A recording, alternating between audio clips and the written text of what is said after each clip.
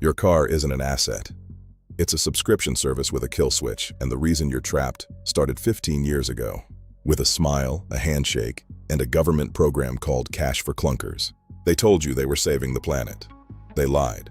They were erasing your escape route. They didn't just destroy cars, they destroyed the market. They forced you into a debt trap you can't escape. And the worst part is, you thanked them for it. You remember the summer of 2009. The news anchors were cheering. Your neighbor traded in that old, reliable truck for a shiny new crossover with 0% financing. You felt the pressure. Everyone was upgrading. You thought, maybe I should too. It felt like free money. A win-win. You walked into a dealership thinking you were making a smart financial move. You handed over the keys to a vehicle that owed you nothing for a loan that owned you forever. You drove off the lot feeling like a winner. You didn't know it then, but you just walked into a cage. This was not a glitch in the system. This was the system working exactly as designed. You were sold a story about emissions, about fuel efficiency. That was the cover. The real goal was artificial scarcity. The powers that be needed to wipe out the competition.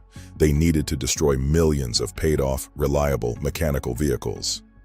So you would have no choice but to finance the digital traps they were building. They didn't want you to have a car that lasted 20 years. They wanted a customer for life. They needed to break the cycle of ownership, and Cash for Clunkers was the hammer. Look at who benefited. The automakers were drowning. Their books were bleeding red. They had warehouses full of overpriced, overcomplicated inventory that nobody wanted.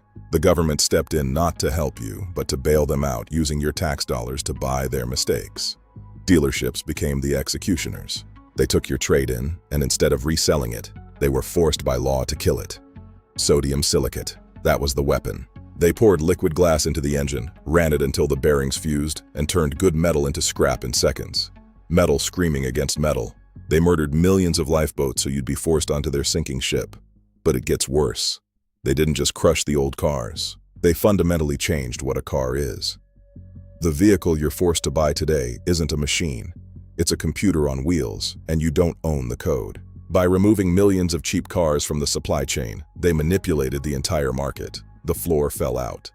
A beater that cost $2,000 in 2008 costs $8,000 today. That's not just inflation. That's engineered scarcity. You are paying a premium for their crime.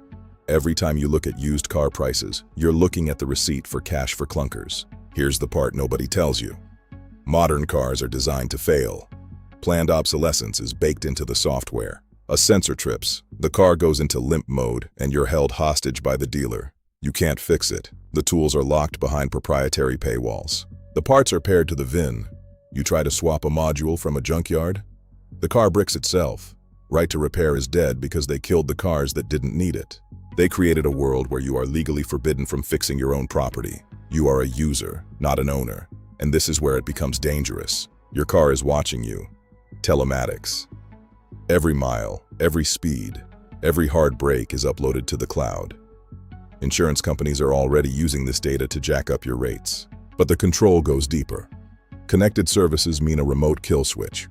Miss a payment? They can disable your starter from a server farm 3 states away. Geofencing restrictions can limit where you drive. Software updates can reduce your range or lock features behind a monthly fee. You're sitting in a metal box that can be turned off, tracked, and manipulated by a corporation you've never met. This isn't transportation. This is surveillance with a steering wheel. But there is a loophole, a crack in the matrix that they couldn't fully seal. Smart money is moving fast. Insiders are hunting for the survivors. The vehicles built before the digital leash was tightened. The cars from the golden era of mechanical reliability. These aren't just old cars, they are freedom machines. No telematics, no subscription fees, no remote kill switches, no software locks, just metal, rubber, and physics. When you own one of these, you own it. Really own it. You can fix it with a wrench and a manual. You can drive it off the grid. And because of Cash for Clunkers, they are becoming rarer than gold. Here's exactly what you need to look for. You want the sweet spot. Late 90s to roughly 2007. Before the CAN bus systems got too invasive. Before the emissions strangleholds choked the engines. You're looking for simplicity. You're looking for over-engineering. Start with the Toyota 2UZ FE engine. The V8 found in the Land Cruiser, the 4Runner.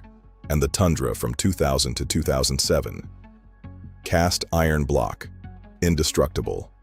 These engines will outlive you. The Lexus LS430, a tank disguised as a luxury car. Bulletproof drivetrain, simple electronics, comfort that shames modern flagships. The Honda K-Series and D-Series engines in Civics and Accords pre-2006. Simple, efficient, parts are available at every auto store on Earth. You can rebuild these in your driveway. Domestic? The GM LS-based V8s in trucks and SUVs before the active fuel management disasters became standard. The 5.3 and 6.0 Vortec engines. Simple pushrod design. Massive torque. Easy to repair. The Ford Panther platform. Crown Vics. Grand Marquis. Town cars. Body on frame. Rear-wheel drive. Simple electronics. Police used them for a reason. They take abuse and keep running. You can find these, maintain them for pennies on the dollar, and they will run for 300,000 miles without blinking. What to look for when you buy? Rust is the enemy, not mileage. Look for clean frames. Verify the transmission shifts smooth. Check for oil leaks, but don't fear a little seepage. These are mechanical leaks, not software errors. You can see the problem. You can fix the problem. That's the key. Ask 3 questions before you buy. 1. Can I change the oil without a computer reset? 2. Are the parts available at a local auto store? 3.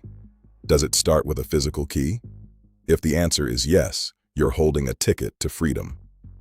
The window is closing. Every day, more of these survivors are being scrapped, crashed, or bought up by collectors who know the truth. Prices on clean analog cars are starting to climb.